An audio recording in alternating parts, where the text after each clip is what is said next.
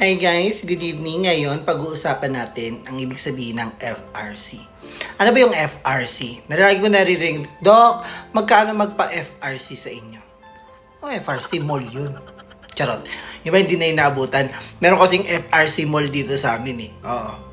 Yung tapat ng Walter. Meron din dyan sa Bacoor. Pero yung FRC sa dental, it is your fiber reinforced composite. Fiber reinforced composite. O siya nga pala ha, ipapaliwanag ko to. Tapos may mga mag-chat na naman sa akin, Dok, pa-sponsor naman. Bungi ako Dok. Baka naman pwede ilibre nyo ako. Gipit din ako ha. Kaya ako nga to minamarket eh. Kasi kailangan ko din ng money eh. No? Kung bungi ka at wala kang pampadental, ay, yun yung kasalanan ha. Kasi alam mo, ito lang ha, dentistry is not expensive. Neglect is kapabayaan ang nagpapamahal. Naintindihan? Naintindihan mo? So, kung walang-wala naman talaga, meron naman dyan yung sinabi ko, di ba, sa mga school, libre yan. Yung mga fixed bridge, libre yan. Ha? Meron naman yung mga sa mga public dental services, meron naman yan. Ha? So, doon na lang kayo pumunta. Sponsorship, sorry be ha? Kasi dami ring gastos eh. Pinangungunahan na kita. Kasi yung iba, nagbabakasakali lang. Nagbabakasakali na rin akong maintindihan mo na we don't accept sponsorship. Naintindihan? Okay. So, eto be, alam mo na ano talaga ako, parang na-appreciate bago ko chika to. Nagagalak ako, no? Nagagalak talaga ako na natatawag na akong Doc Mikey. Kasi nag-start ako, napakahirap na ipakilala ang sarili ko bilang doktor. Pero wala naman akong pakialam. Wala man talaga akong pakialam na hindi ako mapagkamalan. Ang kaso nga lang, syempre, I need to earn. Paano naman ako kikita kung hindi naman ako mapapagkamalan doktor, di ba? So, dati, yung iba nga nagugulat, doktor ka talaga? Dentista ka talaga? Hindi lang halata. Ngayon, pag naglalakad ako sa, ay si Doc Mikey, ay si Doc Mikey. Yung parang na-address na sa akin yung pangalang Doc, tapos yung pangalan ko, Mikey. Anyways, ang pangalan ko talaga, real name ko, Michael. No? Yung Mikey, tinawag lang sa akin ng mga kabataan ko, ng mga friendship ko, mga akla. So, na kasi dati kuso si Mikey Kuwangko. Tapos medyo may pagkakabayo din ako, kaya tinawag na Mikey Kabayo, paraga. Mikey Kuwangko. Kaya Mikey, yung Mikey niya M-I-K-E-E. Ako, hindi ba ko M-A-Y-K-I. Walang kaartihan. Pronounce as it's spell. Ganun. Ha? So, natatawa lang ako. Saka yung pagpapaliwanag ko dito, dumadami yung patient namin. It's a form of marketing. Talaga nga dapat sa social media. Pag may business ka, kailangan sinasabi mo din sa social media, kailangan minamarket mo din.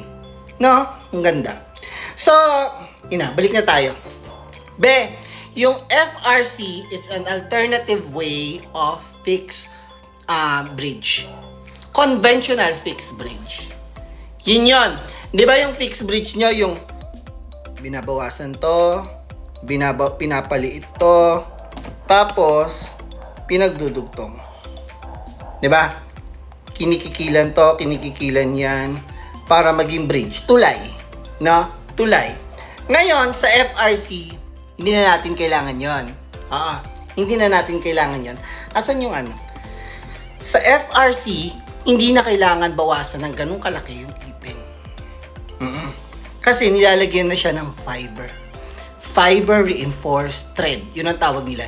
Fiber reinforced thread or fiber reinforced polymer. Nalagyan dito. Sa harap, sa likod.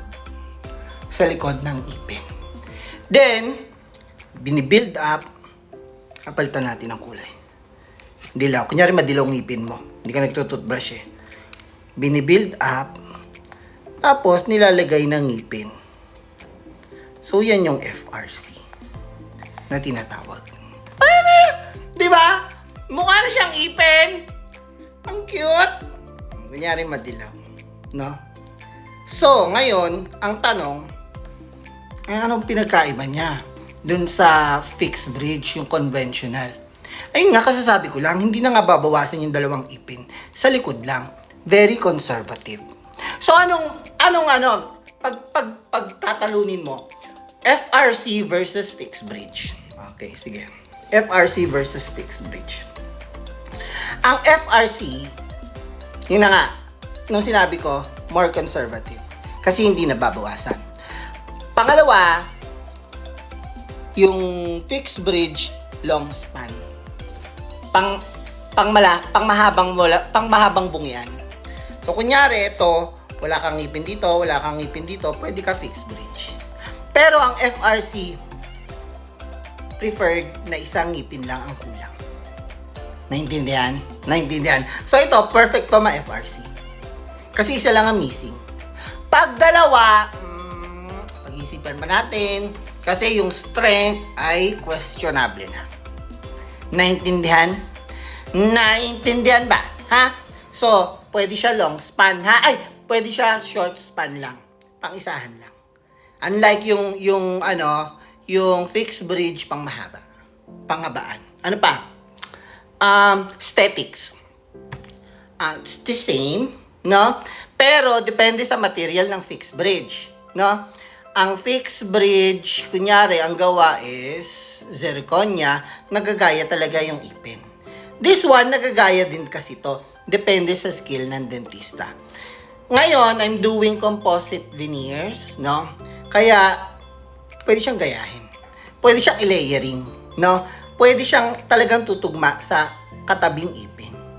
Kaya, maganda rin siya, no? Yung aesthetic, the same. At yung fixed bridge, depende na lang sa material kung may metal. Kasi di ba yung fixed bridge nangingitim dito? Din yung nangingitim. Di ba? So, aesthetic ba yun? Hindi, di ba? Nangingitim nga eh. Ano ba yan? Mapapahiya tayo. Di ba? Nangingitim. Yun lang. So, kung gagamit ka ng fixed bridge with porcelain fused, yung porcelain fused to metal, eh, di hamak na mas lamang tong FRC. So, ano pa? Ang sabi nila, Dok, yung fixed bridge na mamaho. Be, may kilala ako, hindi naka-fixed bridge, pero mabaho pa rin. Huwag mo sinisisi yung fixed bridge, ha? Charot. Hindi yun naiiwasan. Kasi fixed bridge is jacket crown also. Mahaba lang siya. Yung ipin, ginajakitan. So, ang term na namamaho, yung di ba parang ikaw, jakitan mo, pinuputok yung ipin. Parang ganon yung konsepto. Kaya siya namamaho, napapasukan talaga ng dumi. Kaya nga hindi yan tumatagal eh. Wala namang ding forever sa dental, no? Wala namang forever sa dental. Wala. Kahit yung mga implant, hindi yan tumatagal. Ako na nagsabi. So, yung gawa nga ng Diyos, hindi tumatagal eh. Yung gawa pa ng tao. Diba? Jowa mo nga, nag-break kayo eh. Forever ba? Yun lang, ha? So, pagdating sa strength, okay, paano naman yung lakas, Dok? Paano naman yung strength? Di hamak na mas lamang ang fixed bridge. Fixed bridge tayo. Mas matibay siya. Kasi, yung kapitan niya, dalawa talaga pinagkakapitan. Ito, sa likod lang nakakapit. So, ang FRC, ang Fiber Reinforced Composite, para siyang Maryland Bridge. Maryland Bridge. No? Ang kaso, ang Maryland Bridge kasi indirect. Ito pwede direct. Single visit pwede magawan ka. Labas ka, clinic, meron ka na ipin. Pag ikaw pasok, clinic, ikaw bungi. Paglabas mo, meron ka na ipin agad instant. Ganon, ha? Intindihan? Naiintindihan ba, ha? Guys, yung FR polymer or yung FR ribbon thread na tinatawag, ito, ginagamit din siya for, nakalimutan ko, fixed retainer sa likod. Kasi matibay nga siya eh. Kaya niya mag-retain. Fixed retainer. And for fiber composite. Ang tawag din, Yung sa RCT, fiber post. Yung pag ina-RCT, di ba merong pinopostihan? Di ba? Yung pag wala ka ng crown, pinopostihan yung ngipin, lalagyan ng fiber. Pwede din siya. So, yun yung mga gamit niya. Hindi lang siya pang bridge, pwede rin pang root canal, pwede rin siyang pang ortho for your retainers. Naintindihan? Naiintindihan ba? Ha? Okay. Ngayon, ang tanong ito. Pinaka-importanting tanong. Ayan. Magkano? Magkano naman yan do? Baka mahal. Ayun, lapit ka. Lapit ka. Sabihin ko sa'yo kung kukutongan ko nanay mo. Lapit ka. PM is the key.